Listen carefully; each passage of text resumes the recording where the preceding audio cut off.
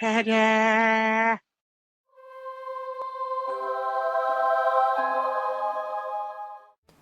For this 3-minute rules, we will be looking at the movement phase and maneuvers.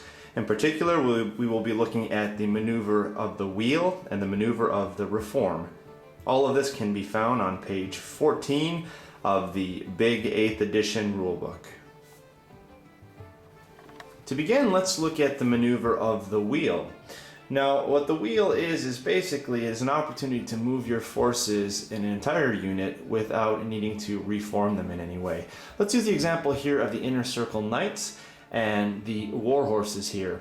I like this example because these have a normal movement of 8 inches, so we can actually march and wheel, so we can get 16 inches out of this for this example. Before we begin to move, we should actually note here though that when performing a wheel, you can only do it when you are moving forward. Wheels cannot be performed when you're moving sideways or moving backwards. It's far too complicated of a maneuver.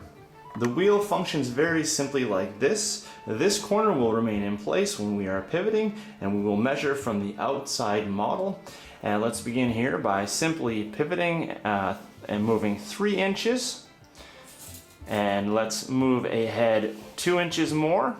That gives us a total of 5 inches. Come back here and we will pivot 2 more inches. That's 7 inches.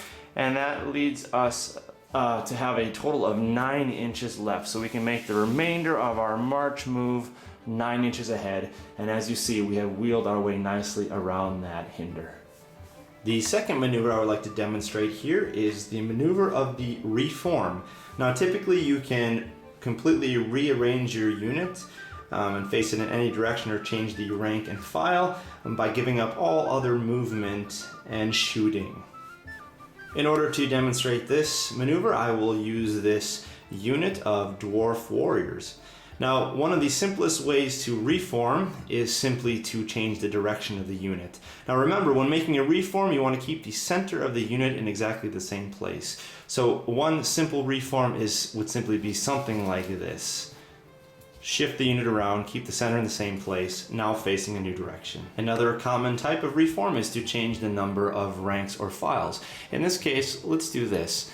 Let's just move our figurines over like this and turn our unit into a larger fighting machine like so. It is important to note that in this reform in particular, but in all reforms, no figurine may move more than double of its normal movement. In this case, that would be 6 inches. As you can see here, the guys on the outside are simply moving out 2 inches. So this is an acceptable reform. Third, it is also possible to do both of these two things at the same time. You may want to change your position, and you may want to in fact change the number of ranks and files. Both are entirely acceptable as long as you remember to keep the center of the unit in the same place. A final note here, if you happen to have a musician in your unit, which we do in this unit of dwarf warriors, we have a musician, you can perform what is called a swift reform, and this is outlined on page 95 of the rulebook. Basically, a swift reform allows you to make a reform without being penalized for shooting or movement.